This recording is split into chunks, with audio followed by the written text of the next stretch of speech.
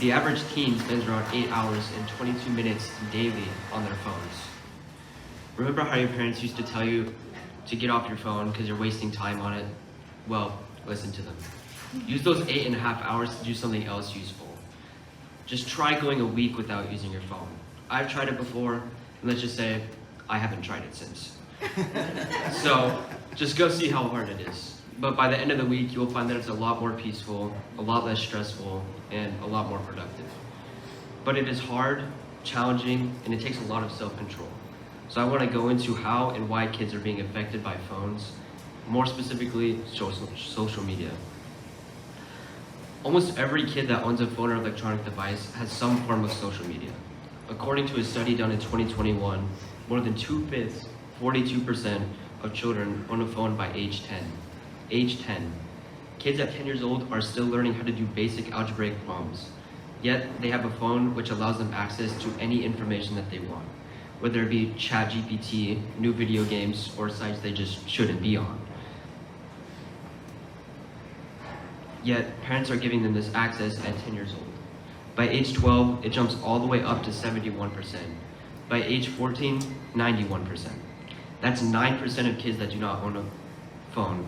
They could own a computer, laptop, or any other device, since this study was solely done based on kids with just a phone. Children's minds are very sensitive minds that could be impacted and shaped by things adults would just shrug at.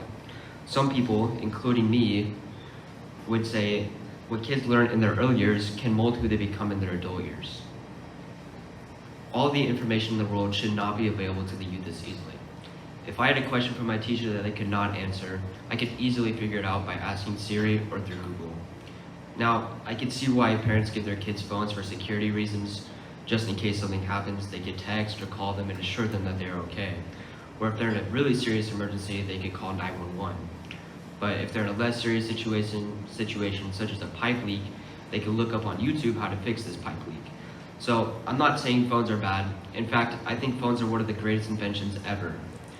We have all the information in the world in the palm of our hand, and I think we tend to overlook that fact every day. This is a problem because kids from a young age are exposed to everything that the world has to offer. This shows kids that they do not have to go outside or be involved with anything as long as their phone can provide it.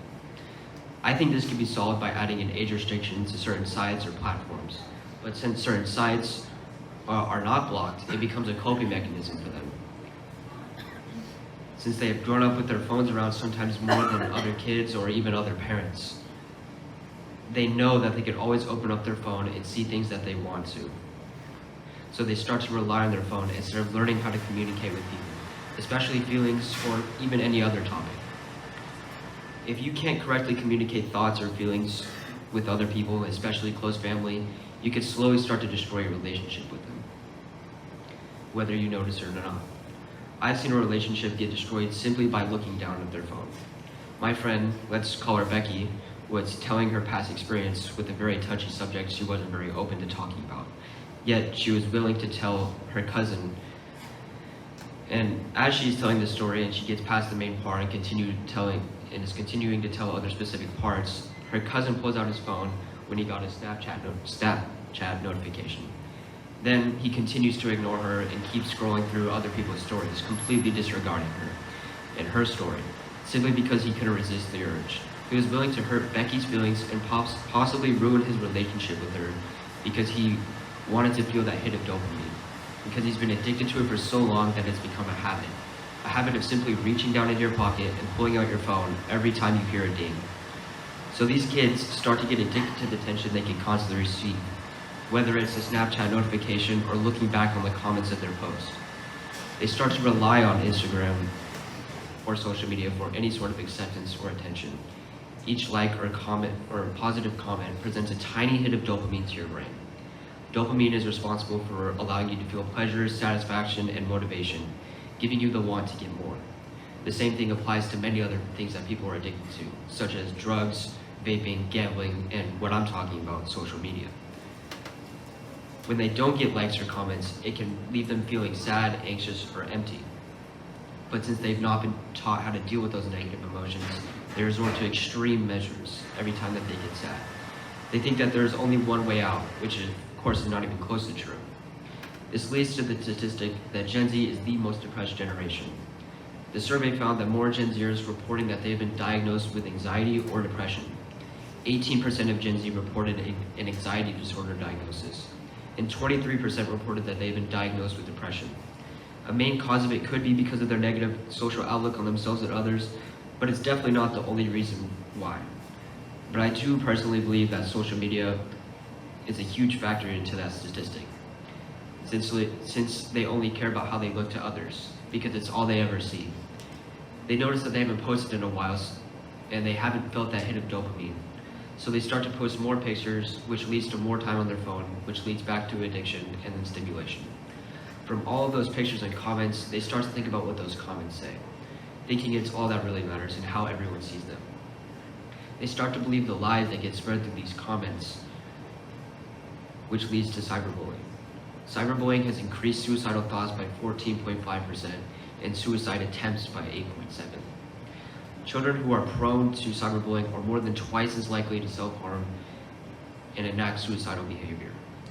Overall, teen suicide rates have increased over 10% in the past decade. I want everyone to think about that. There are around 1.8 billion teens in the world. That would mean that 180 million teens have committed or attempted suicide in the last decade. A lot of people overlook just how many people that is. When I try to think of just 20 people I know, I struggle tremendously. Kids are not meant to die that early on. They are not meant to be so depressed so early on. Kids are meant to go outside and explore the world before they are burdened with all the responsibilities of being an adult. Kids back before social media blew up were way less stressed out and happy. They weren't depressed or worried about how they appeared to other people. Anxiety and depression rates have also skyrocketed in the last decade. There are a ton of factors as to why, but the main reason I found is social media and people's view of themselves.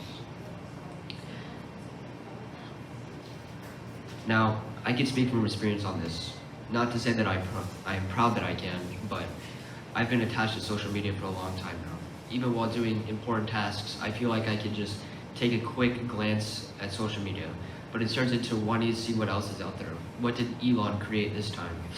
That loop continues until I realize just how long I've been scrolling, how much time I wasted, and how I could have used that time to do anything else. And yet, I still do it to this day. I've been trying to get myself out of this addiction, yet I failed many times. Almost everybody that owns social media is in a similar situation. Maybe not as bad as me, or maybe worse than me, but they are one way or another addicted to the stimulation, addicted to the way it can fill your void of boredom, and the way it makes you feel after getting a like on your Instagram post. Now, what do we do about it? Do we cut it out forever, or cut down on how much we use? To be completely honest, as of right now, I don't know. I don't see it as an addiction that's threatening. I see it as an addiction that hurts people's wants to go do things, people's desire to get out in the world and to live life to the fullest. But some people would rather sit at home and watch others do those things rather than go do it themselves. Now, there are a lot of factors that go into this, and I don't think it's as simple as cut down on how much time you spend on it. I think there are many more layers to it, layers that once you cut into, there are 100 other layers behind it. So cut through those layers to find what's best for you, because in the end, seeing someone in the Bahamas or whatever you scroll through for hours is not worth your time or mental health.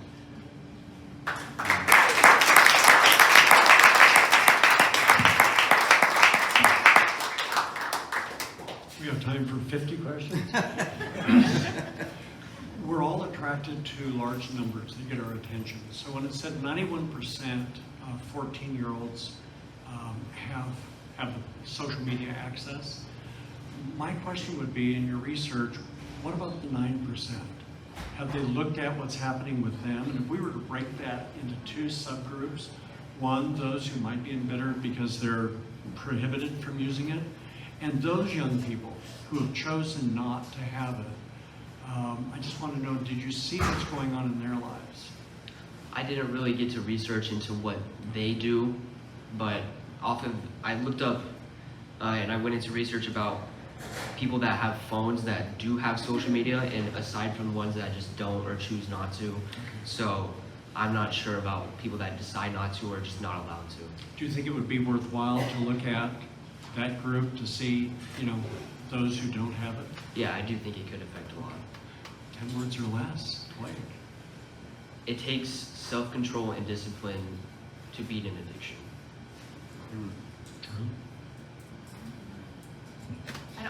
Awesome, great job, Blake.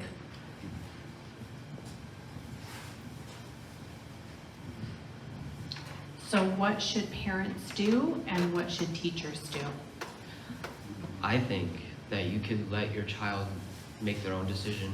Let them have social media if they want, but I do think you should allow them, or you should give them advice, or at least your insight on what social media has done to them or other people that they know, so that way they know the pros and cons of having it, so they don't go in just blindly and then get stuck in an addiction.